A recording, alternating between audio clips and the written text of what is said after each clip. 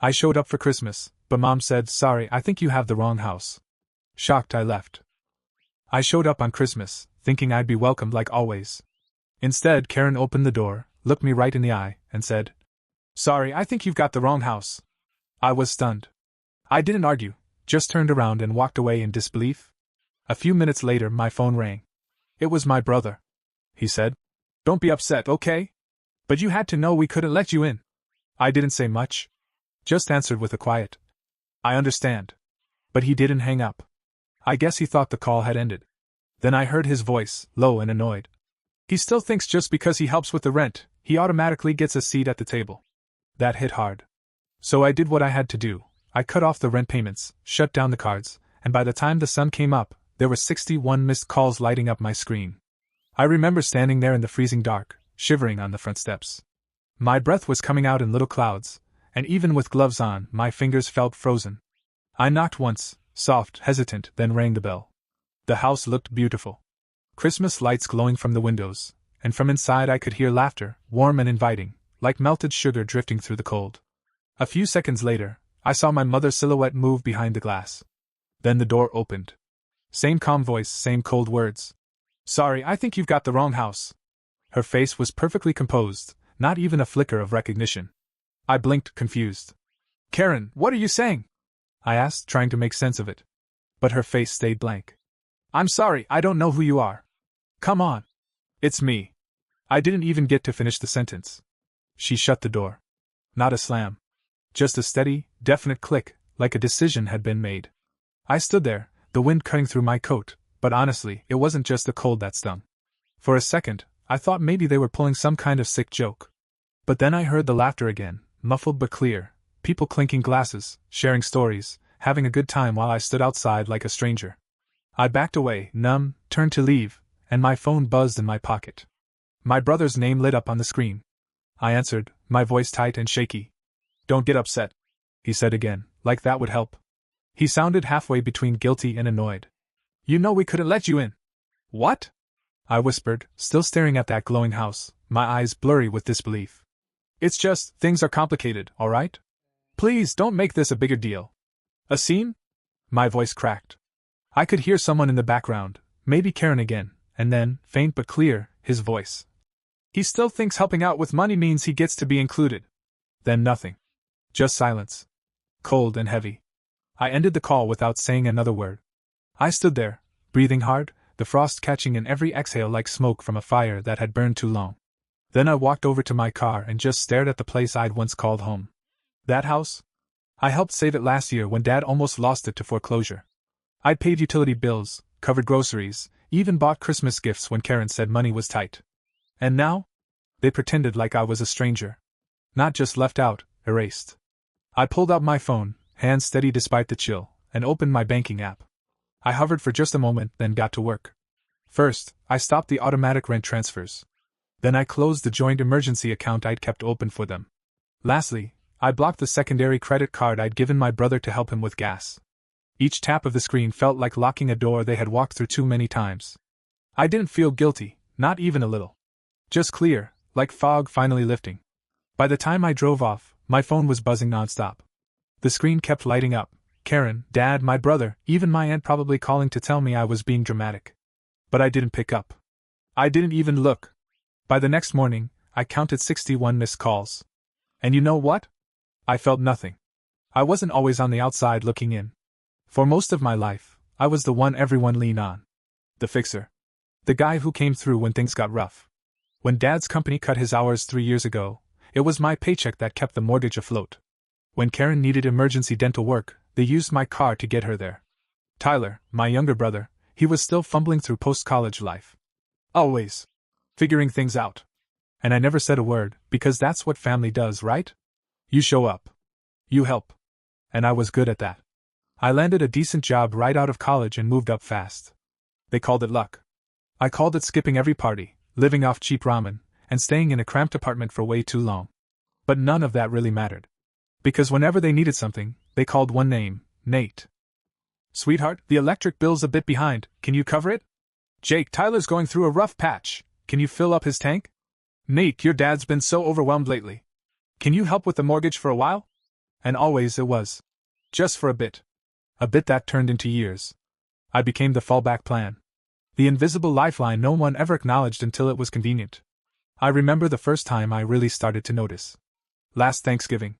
I had paid for the entire dinner, the turkey, all the sides, even the stupid overpriced bottle of wine Dad swore he had to have. But when it was time to take the family photo, they handed me the camera. "Come on, Jake," Karen said with a little smile. "Just wanted the family in this one." I laughed it off, told myself not to take it personally. Just a small thing. But small things add up. Like when Tyler got a shiny new SUV for his birthday, a gift from our parents. When I asked why I never got anything close, Karen just laughed and said, "Jake, you never needed anything. You're so independent." Independent. That was code for, "You don't count." I kept brushing it off. I was the eldest. The responsible one. The rock. But then the whispers started. The jokes that hit a little too close. "He thinks paying a few bills makes him part of the family. Always throwing money around, what else has he got going for him?" And then there was Karen, always with the sweet voice and the subtle stabs. "Tyler has such a bright future ahead of him. You could be more supportive, Nate." Supportive? I paid off his student loans. Covered his rent. Co-signed his credit card when he needed help building his score. When he quit his job to go find himself. I didn't say a word. But when I started to pull back, when I finally mentioned that my own budget was getting tight, Karen's voice would drop into that gentle, disappointed tone. "Family is about sacrifice, Nate." Sacrifice. I thought about my 27th birthday, the one they all forgot.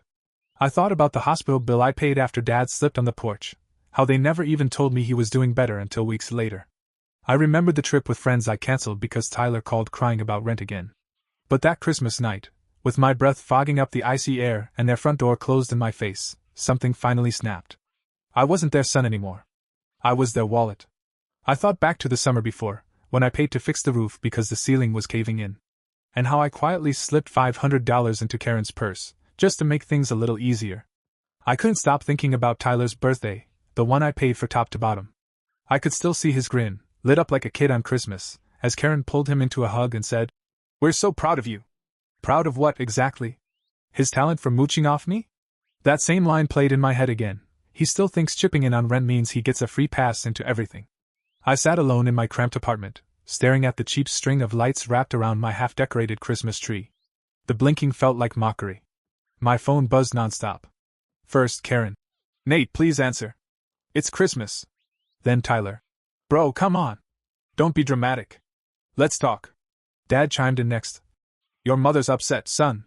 Call her." But the messages were all the same, not a single "I'm sorry." Not one word acknowledging what they'd done. Just the usual orders, expectations, guilt. I leaned back in my creaky chair and stared up at the ceiling. How many times had I been the quiet backup plan? The uncredited support system for their perfect little family photo? The next morning, I picked up the phone and called the bank. I pulled out of the joint account I'd set up for emergencies. Canceled the automatic rent payments. Shut down the credit card I co-signed for Karen. The gas card Tyler used for job interviews? Gone too. Then I made one last call, to their landlord. The conversation was short and emotionless. "Hi. Just calling to update the rent account. I won't be covering it anymore." No note. No warning. No explanation. Just a clean break. I brewed a cup of coffee, sat by the window, and watched the snow collect on the fire escape. My phone buzzed again. Over and over. Calls, texts, voicemails piling up. But I didn't answer. I didn't even check who it was. And for the first time in longer than I could remember, I felt something real under all that winter cold, not guilt, not sadness, freedom. It took less than a full day for the fallout to hit. The first call I finally answered came from Karen. Her voice was already pitched high with panic. "Nate, what did you do? The rent didn't go through. The cards declined." "Did you?" "I did," I said, cutting her off. My voice was steady. Maybe a little bored even. "You can't just do that," she snapped, now full-blown shrill. "Your brother needs that card to get gas. We need that rent covered. Your father is." "I don't care." That stopped her cold. Dead silence. I imagined her on the other end of the line, standing in the kitchen with her mouth hanging open, searching for words. "Nate," she whispered, the panic replaced with that familiar frost. "You're being incredibly selfish." "Selfish?" I let out a short, bitter laugh. "Was I selfish when I paid your electric bill last month? Or when I picked up Dad's meds because his insurance wouldn't? Or when I funded Tyler's entire graduation trip? That was a gift. She snapped back, her voice clipped like a knife. A gift is something you give willingly.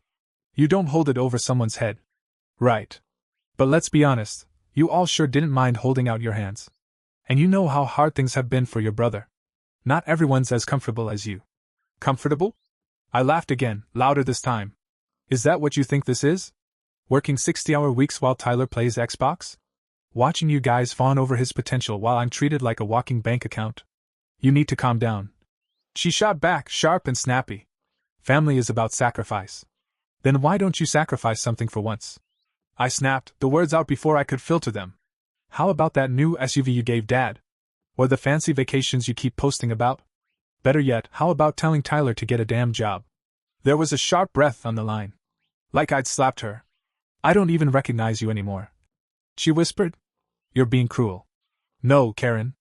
I'm finally being honest. I let the silence settle between us for a second before I added. I'm done. And I ended the call. Not long after, Tyler tried. Bro, what the hell is going on? Karen's crying. Dad's losing it. You seriously just cut us all off? Yeah. I said. You can't be serious. We're family. No, Tyler. I said. We're not. Not anymore. He paused, like he didn't quite believe me. You're doing all this over money? Seriously? You mean the money I spent keeping your lights on? The rent I covered while you figured things out? Or the streaming services I paid for while you sat on your ass? Or maybe you mean the thousands I poured into Karen and Dad's house so they could keep pretending they were better off than they were. You're such a... He started, but I cut in. I'm awake now, I said flatly. And I see it for what it is. You don't see me as your brother.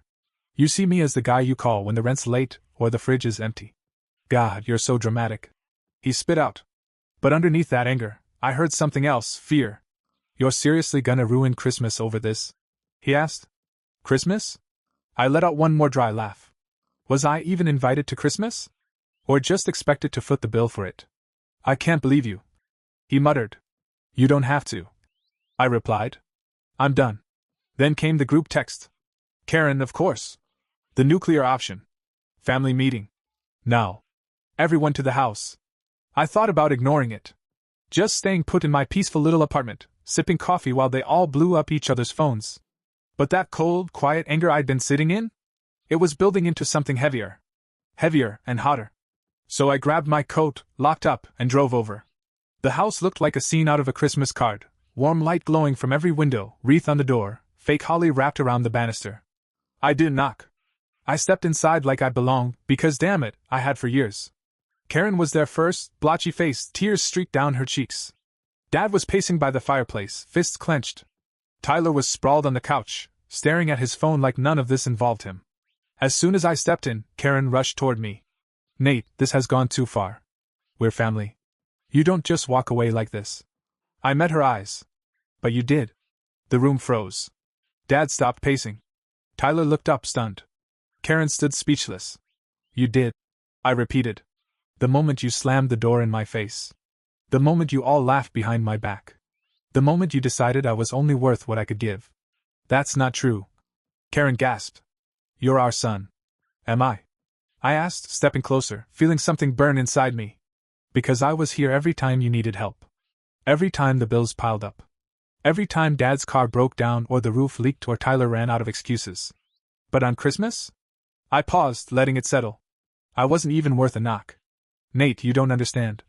Dad said, his voice low, softer than I'd ever heard it. Then explain it. I said. Right now. He looked at Karen. Then at Tyler. No one said a word. Exactly. I turned to go. Wait. Karen said quickly, her voice sharp and panicked. You can't just walk away. We're family. Then act like it. I said. Because I already have. For years. Now it's your turn. Tyler stood up, face flushed and fists clenched. Oh, what now? Tyler snapped, standing up. You're just gonna take your money and storm off? Go sulk in your fancy apartment, while we're over here struggling? Struggling? I laughed right in his face. You're 24 and still living off our parents like it's a lifestyle. You're not struggling. You're freeloading. Alright, that's enough. Dad boomed. His voice cut through the room like a crack of thunder. Nate, we can fix this. We We need you to come back. Help out. Like before. No. That was all I said. And I meant it. I saw Karen's expression twist, like it physically hurt to hear me say that. Her voice cracked as she spoke. Nate, please, we're your family. We love you. I looked around the room, at her tear-streaked face, at Dad frozen mid-step, at Tyler glowering like a cornered kid. And I felt absolutely nothing. Not hate. Not guilt. Just a sharp, clean certainty. Love? I said, quiet but firm. You love my money. But me? I was just the easy option. The one who paid, who didn't complain. And with that, I turned and walked right out of their glowing, picture-perfect house, leaving them behind in all that warm yellow light. The cold air slapped my face as I stepped outside, but to me, it felt like a long-overdue breath of freedom. My phone rang as I walked, buzzing in my pocket like a broken alarm clock. I let it go. Let it buzz and vibrate and light up until the screen finally went black and the road stretched out in front of me, long, quiet, and mine. The calls didn't stop. Neither did the texts. One after another, voicemail after voicemail, piling up like snowdrifts. I didn't answer any of it. Didn't even glance at the notifications. Karen's messages started sweet, pleading. Nate, please. We're family. How could you do this to us? Then they turned manipulative. Your father's sick with stress. Is that what you wanted? Tyler wasn't as dramatic, but just as angry. Seriously? You just bailed? You ruined everything. Do you even get how bad this is? But the real mess started a few days later, when they showed up at my door. Karen was at the front, eyes swollen, face blotchy. Dad stood behind her like a statue, jaw tight, hands shoved deep in his coat pockets like he was holding something in. We need to talk, Karen said, already pushing toward the doorway like she owned the space. I stepped into her path, hand on the doorframe. No. We don't. What do you mean, we don't? Dad asked, low and sharp. He had that tone, the one that always meant trouble. You've thrown our whole lives into chaos. The cards, the rent, all gone. Are you out of your mind? I leaned there, arms folded. Calm. Out of my mind? No. Just finally done saying yes. This isn't just about you, Karen said, her voice cracking as the tears returned on cue. We're your family. Your dad's health is on you, I said flatly. It's always been on you. Dad took a step forward, snapping. Do you hear yourself right now? You're throwing a tantrum over one misunderstanding. This is your home. These are your people. No, I said, my voice louder now. You shut me out. I showed up on Christmas, and you acted like I was some stranger off the street. I paid the bills. I kept the lights on. I kept you afloat. And you treated me like I didn't belong. Karen's voice came next, barely a whisper, trembling. Nate, you're overreacting. Am I? I leaned in a little. The anger was there, under control, but hot. What did I get for everything I did? Whispers behind my back? A brother who thinks I'm just an ATM? Parents who only smile when they need something, and vanish when I don't serve a purpose? That's not true, Karen murmured. But I saw her expression, she knew. She knew. Oh, it's true. I pulled my phone from my pocket and opened the message thread. I scrolled until I found it. The recording I'd heard that night, the one Tyler never meant me to hear. I tapped play. Tyler's voice came out, crackling but clear. He still thinks helping with rent means he automatically gets included. Silence. You could feel it settle like a weight. I watched the color drain from Karen's face. Dad clenched his jaw and slowly turned toward Tyler. I didn't mean it like that, Tyler said quickly, hands out in front of him. Come on, Jake, you know I was just being honest. I cut in, saying exactly what all of you think. That's not fair, Karen whispered, the tears rolling now. We love you. No, I said. You love what I can do for you. That's when Dad finally broke. His voice dropped into a low growl, sharp and bitter. Enough of this. You're acting like some spoiled brat. What, you think you're better than us just because you have a little money? No, I said slowly. I think I deserve respect. But at this point, I'll settle for peace. Peace? Dad barked a laugh, but it was hollow. It was empty. You think cutting off your family is peace? That's cruelty. Cruelty? My voice rose. Not yelling, just finally real. You want to talk about cruelty? Cruelty is using someone over and over, making them feel like they owe you just for being useful. Cruelty is calling them dramatic when they finally say they're hurting. It's laughing at them when they care too much. I could feel it bubbling up in my throat, all the years of being dismissed and drained and talked over. And for once, I wasn't going to swallow it down. Cruelty is what you've done to me for years. I said. And now that I've stopped letting it happen, suddenly I'm the monster? Nate,